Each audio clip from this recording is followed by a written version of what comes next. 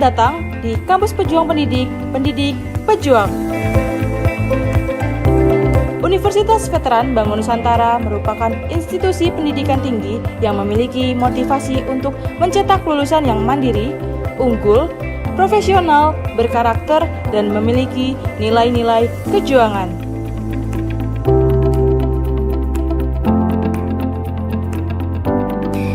Saya Rektor Universitas Veteran Bangun Nusantara, Profesor Dr. Farida Nugrahani Magister Humaniora. Misi Universitas Veteran Bangun Nusantara adalah terwujudnya universitas yang unggul, berkarakter, mandiri, dan memiliki nilai-nilai kejuangan.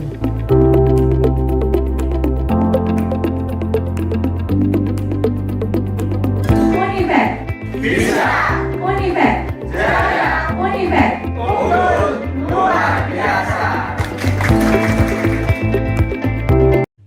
Bismillahirrahmanirrahim. Assalamualaikum warahmatullahi wabarakatuh. Kepada yang terhormat Bapak atau Ibu dosen pembimbing dan yang terhormat Bapak atau Ibu guru pamong. Perkenalkan, nama saya Nanda Kardita, NIM 23235140009, mahasiswa Pendidikan Profesi Guru Prajabatan Gelombang 1 tahun 2024, Program Studi Bimbingan dan Konseling Universitas Veteran Bangun Nusantara Sukoharjo. Dengan dosen pembimbing Ibu Adila Fitri Radite Nurmainawati, Magister Pendidikan. Di sini izinkan saya untuk memaparkan hasil pengerjaan saya sebagai tugas akhir mata kuliah Seminar Pendidikan Profesi Guru terkait dengan desain pembelajaran. Pada presentasi yang akan saya tampilkan akan membahas mengenai 5 poin. Yang pertama yaitu mengenai identifikasi diri. Yang kedua membahas mengenai pembelajaran bermakna. Yang ketiga membahas mengenai desain inovasi pembelajaran. Yang keempat mengenai rencana tindak lanjut dari desain pembelajaran yang telah diterapkan. Dan yang kelima mengenai paradigma makna guru. Yang pertama, identifikasi diri. Di sini ada 2 poin penting. Yang pertama yaitu visi pribadi untuk pendidikan di Indonesia dan visi pribadi sebagai calon guru. Dalam visi pribadi untuk pendidikan di Indonesia ini, saya tidak ingin mengungkapkan istilahnya terlalu muluk-muluk karena saya sadar akan potensi diri saya.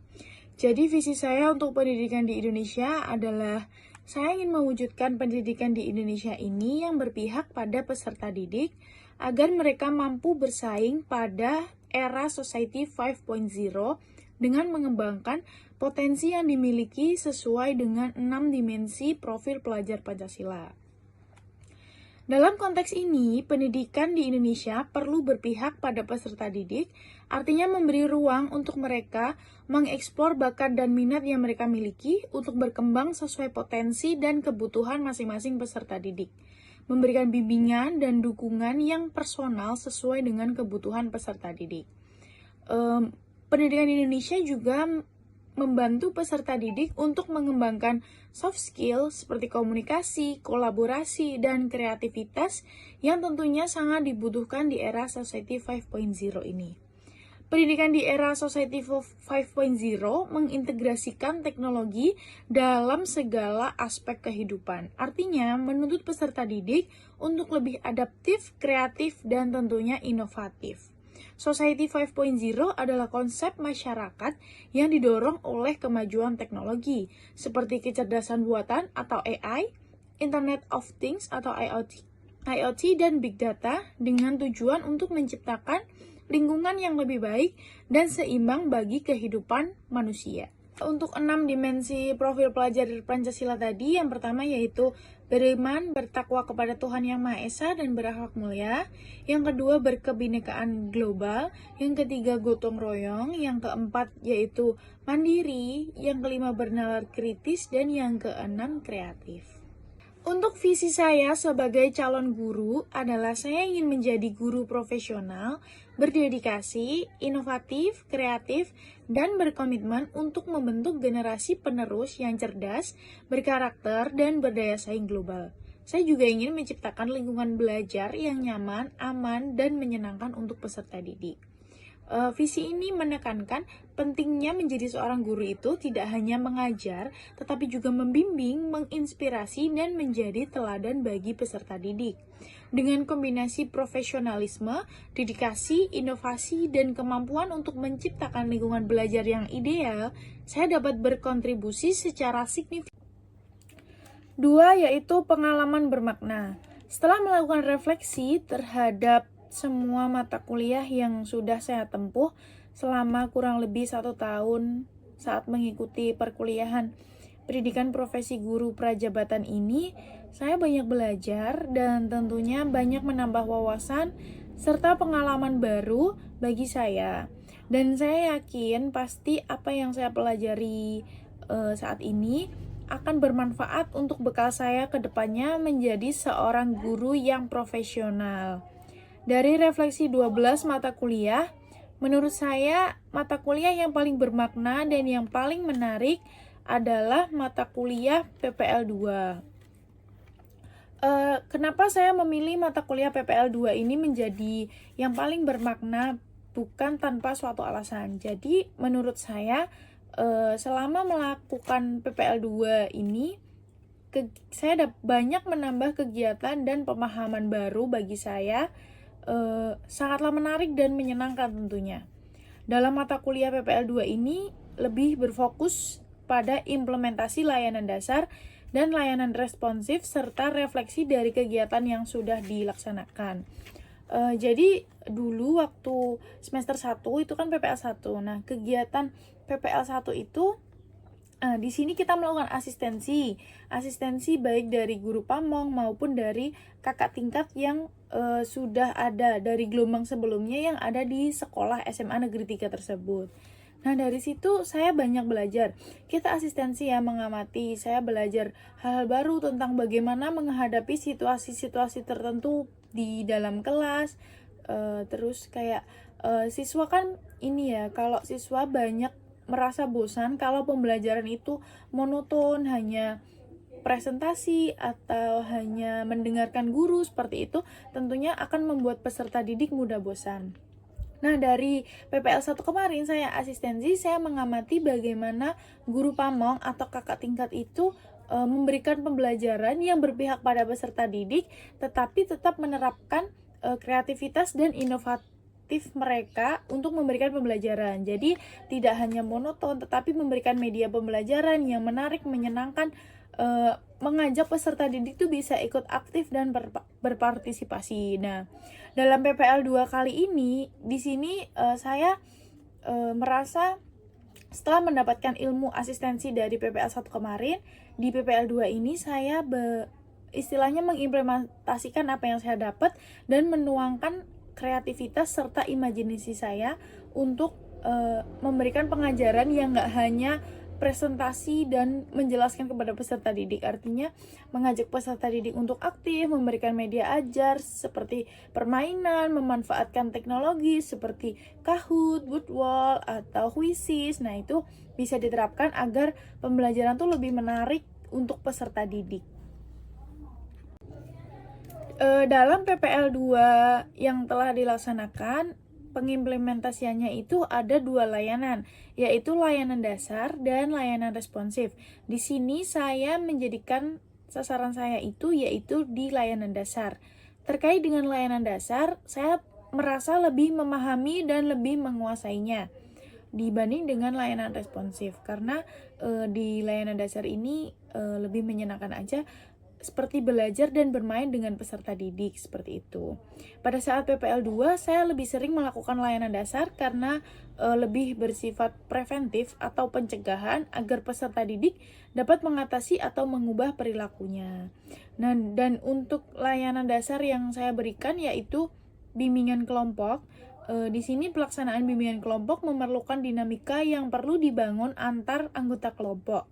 Menurut saya, dengan adanya media dalam pelaksanaan bimbingan kelompok, layanan akan menjadi lebih menyenangkan, menarik, dan tentunya membuat anggota menjadi antusias dan semangat selama mengikuti kegiatan layanan. Selanjutnya yaitu inovasi desain pembelajaran. Di sini saya menggunakan desain pembelajaran inovasi yaitu spin and speak. Kenapa spin and speak? Karena itu adalah gabungan dari spin wheel, itu adalah roda yang berputar itu, dan speak di sini yaitu papan untuk kita berbicara dari apa yang udah didapat dari spinner tadi. Peran spin and speak berfungsi sebagai media dalam pembahasan topik yang akan dilakukan. Di dalam papan speak terdapat soal yang akan dipilih oleh anggota kelompok sesuai dengan nomor yang muncul saat bermain spin, dan soal tersebut akan dijawab oleh anggota yang mendapat bagian. Jadi kenapa saya menggunakan atau memilih media spin and speak tersebut adalah yang pertama yaitu mengimplementasikan teknologi terkait dengan pembelajaran. Nah, untuk era saat ini kan teknologi sudah sangat maju, sangat mudah diakses, dan kalau berhubungan dengan teknologi itu menurut saya tuh menarik gitu loh, karena siswa tuh belajarnya tuh jadi lebih mengenal hal-hal baru gitu, bermain dengan mengaplikasikan teknologi gitu. Bisa kita manfaatkan untuk inovasi dari media pembelajaran yang kita buat. Jadi spin itu tadi bisa kita akses di internet atau aplikasi untuk istilahnya diisi nama mereka. Jadi nanti di bermain itu ada nama mereka tuh diacak gitu loh, siapa yang dapat. Nah, itu kan pasti buat mereka tertarik kayak aduh siapa nih gitu. Nah, yang kedua yaitu membentuk dinamika kelompok. Spin and speak ini akan membantu pemimpin kelompok untuk membangun dinamika kelompok. Kenapa membangun dinamika kelompok? Karena kalau anggota kelompoknya antusias untuk menjawab pertanyaan yang muncul dan menanggapi giliran mereka, itu akan menyimak dan istilahnya kita tuh bermain sambil belajar. Jadi yang diharapkan yaitu dapat membentuk dinamika kelompok pada saat bimbingan kelompok ini. Dan alasan yang ketiga yaitu anggota kelompok pasti akan lebih antusias dan tertarik karena belajar dan bermain tidak hal yang formal kayak pembelajaran di kelas. Kayak mungkin kalau pembelajaran di kelas kan monoton ya, mereka hanya presentasi atau PowerPoint atau mendengarkan ceramah guru gitu. Tapi ini enggak, karena ini menggunakan media pembelajaran spin and speak ini tadi. Jadi siswa bisa bermain dan belajar secara sekaligus. Diharapkan mereka bisa lebih aktif di dalam layanan bimbingan kelompok ini. Untuk alasan yang keempat yaitu mengakomodasi dari beberapa gaya belajar yang dimiliki oleh anggota kelompok. Nah, untuk penyusunan desain papan speak atau spinner itu tadi, yang memiliki gaya belajar visual pasti akan lebih menarik dan tertarik untuk mempelajari hal yang baru mereka dapat.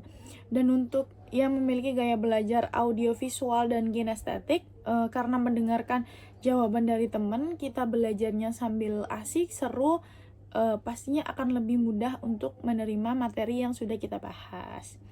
Nah, di sini berbicara mengenai tugas pemimpin kelompok. Di sini pemimpin kelompok bertugas sebagai pemandu dari permainan yang akan digunakan sebagai media pembelajaran di sini. Dan untuk alur dan teknik bermainnya, yang pertama nanti spinnernya itu bisa dua. Yang pertama ada di aplikasi dan yang kedua ada di online. Itu yang pertama, papan spin wheel ini akan berisikan nama dari 8 anggota kelompok yang bermain. Dan yang papan yang kedua itu berisi angka dari 1 sampai 8 sesuai dengan papan speak yang ada. Jadi misal di papan speak itu ada 9 amplop, ya kita buat di spin wheel-nya ini tuh ada 9 angka gitu. Jadi nanti pemimpin kelompok yang pertama akan men-spin nama siapa yang muncul. Nah, di sini kan anggota kelompok pasti akan menunggu ya, wah giliran siapa yang akan bermain, seperti itu. Dan nanti jika muncul namanya nama misalnya Raka. Nah, Raka di sini akan bermain, dia akan men-spin nomor spinner yang berisikan nomor akan dia spin, menunggu giliran untuk mendapat nomor berapa. Nah, kalau udah muncul misalnya Raka mendapat nomor 1, nah itu dia langsung ke papan speak untuk membuka amplop sesuai dengan nomor satunya. Nah, jika sudah di dalam papan speak ini nanti akan berisi soal berupa mungkin tantangan atau mungkin jawab sesuai pribadinya, sesuai dengan materi yang kita bahas. Nah, itu di situ dijawab dan anggota lain tuh mendengarkan. Nah, jika si Raka ini udah selesai menjawab amplop sesuai dengan nomor di papan spin tadi, dimasukkan kembali, lalu kita hilangkan nomor yang sudah dibuka oleh Raka ini tadi. Nah, nanti Raka bebas mencet spinner siapa yang akan mendapatkan giliran selanjutnya untuk bermain. Nah, jika sudah, nanti kalau misalnya yang kedua Keisha, nah Keisha bisa bermain spinner lagi untuk spinner angka untuk mendapatkan angka berapa yang akan dia buka di papan speak, seperti itu terus sampai anggota kelompoknya habis. Nah, dari situ papan spin and speak ini bisa jadi untuk media pembelajaran untuk membangun dinamika antar kelompok, seperti itu. Dalam artefak pembelajaran ini, saya melampirkan beberapa perangkat pembelajaran yang mendukung terkait implementasi spin and speak dalam layanan bimbingan kelompok.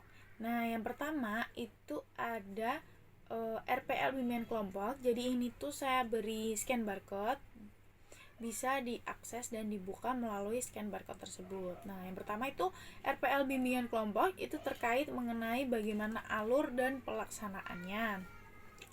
Yang kedua yaitu ada modul ajar. Di sini modul ajarnya itu berisi mengenai materi layanan bimbingan kelompok terkait dengan menghindari pergaulan yang kurang baik. Ada teknis penggunaan, tujuan layanan, dan materi-materi yang berhubungan dengan topik tersebut. Lanjut, setelah itu ada lembar kerja peserta didik. Nah, di sini saya beri link Google Form. Ini bisa diakses dan dibuka untuk peserta didik mengerjakan lembar kerjanya. Dan yang terakhir yaitu buku panduan. Di sini buku panduan itu mengenai media pembelajaran yang saya gunakan, yaitu spin and speak. Ada cara bermain, ada pengertian, dan lain-lain. Seperti itu. Selanjutnya mengenai rencana tindak lanjut. Setelah saya mengimplementasikan perangkat pembelajaran tersebut, ada beberapa rencana tindak lanjut yang akan dilakukan. Yang pertama yaitu mengkolaborasikan layanan dengan menggunakan media ajar yang bervariasi agar peserta didik tidak bosan dan memiliki antusias dalam mengikuti layanan. Yang kedua yaitu memberikan ice breaking dalam setiap layanan yang sesuai agar terbentuk bonding atau keterikatan antar sesama peserta didik atau guru dengan peserta didik.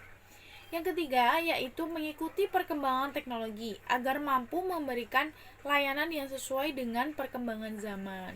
Nah, tentunya kan setiap ini tuh teknologi semakin maju, jadi kita sebagai guru harus terus mengikuti agar tidak tertinggal.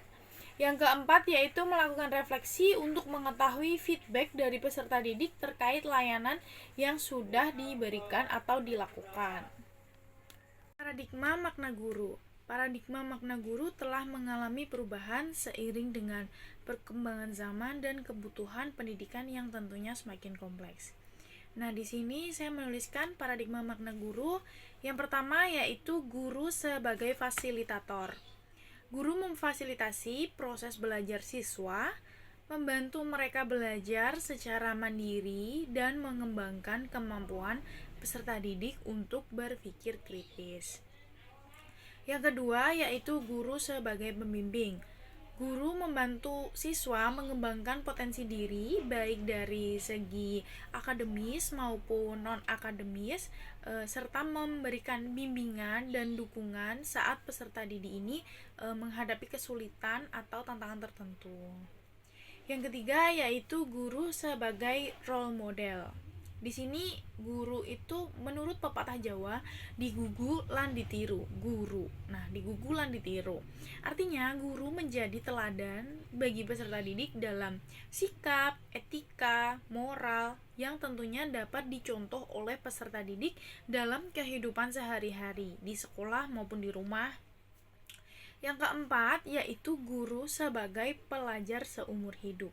Guru harus terus belajar dan berkembang agar mampu memberikan pendidikan yang relevan dengan perkembangan zaman. Sebagai guru nggak bisa stuck di situ terus. Kita harus mengupgrade diri, mengikuti perkembangan zaman untuk memberikan pendidikan yang sesuai dengan perkembangan zaman. Apalagi era saat ini yaitu era teknologi. Jadi kita harus bisa menyesuaikan diri, mengikuti perkembangan zaman dan mengupgrade diri untuk terus memberikan pembelajaran yang baik untuk peserta didik.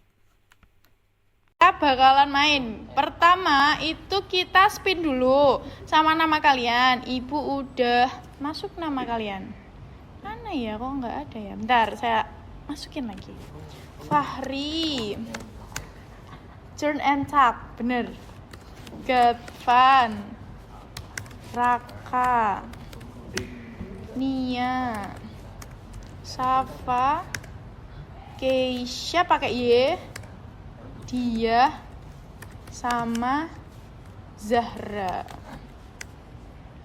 Shuffle. Oke, siapa yang mau bantuin nyepin? Nanti ini dia papan talknya. Di sini nanti bakal ada beberapa pertanyaan yang berhubungan dengan materi yang akan kita bahas.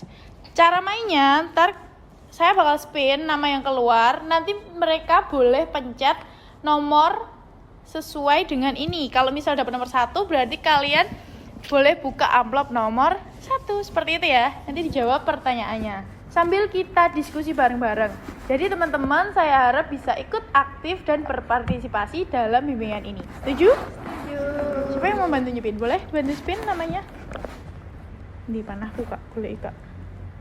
Hilang. Tunggu ya, siapa yang mau main? No.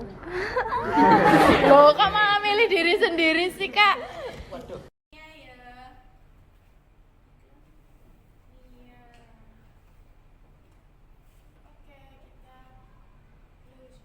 Menurut kamu, bagaimana peran keluarga dan sekolah dalam membantu remaja menghindari pergaulan yang kurang baik?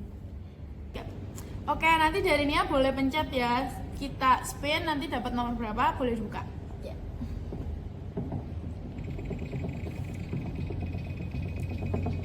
Deg-degan nggak ya? Iya. Nomor 1. Angan nih mau. Nomor 1, silakan dibuka ke papan talknya yang nomor 1. Menurut saya, peran keluarga itu sangat penting karena keluarga yang membimbing dan mengajarkan kita untuk pergaulan yang lebih baik. Untuk peran sekolahnya yaitu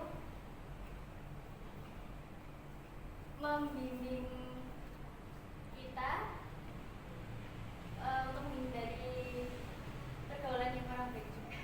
Oke, bener ya. Jadi dari di sini nggak ada bener nggak ada salah sebenarnya. Jawabannya itu dari kalian boleh menurut kalian aja. Jadi kalau peran keluarga itu juga penting dan peran sekolah penting. Ada yang mau nambahin? Oke, berarti udah paham ya kalau peran keluarga dan peran sekolah itu penting ya. Kalau keluarga kan garda terdepan. Misalnya pertama kali kita dapat pendidikan itu dari keluarga, ya kita harus istilahnya ada norma-norma di keluarga yang harus kita patuhi supaya tidak terjerumuskan dalam pergaulan-pergaulan yang kurang baik. Begitu juga di sekolah ada guru, wali kelas, guru BK, kepala sekolah. Nah itu juga penting untuk kita senantiasa menghormati norma-norma yang ada. Lanjut ya. Nia puter dong, yang spin selanjutnya siapa? Ayo, teman-teman lihat nih.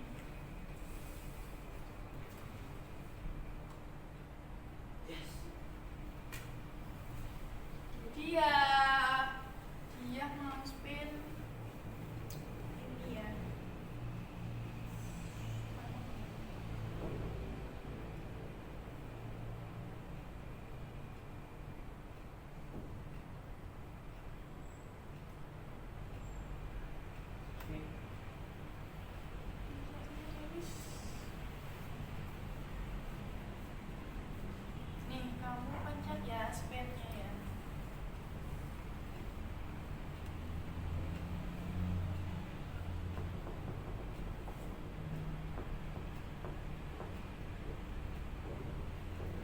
Dapat angka 8, amplop nomor 8 boleh dibuka. Ceritain pengalaman pribadi kamu menghadapi situasi pergaulan yang kurang baik. Kalau pengalamanku dulu itu pernah beberapa kali diajak teman buat pergi main, terus tempatnya juga lumayan jauh dan itu posisinya pas malam-malam. Jadi ya gimana ya, dengan aku juga mertimbangin orang tua pasti nggak bolehin, jadi ya aku nolak baik-baik. Kira-kira gimana?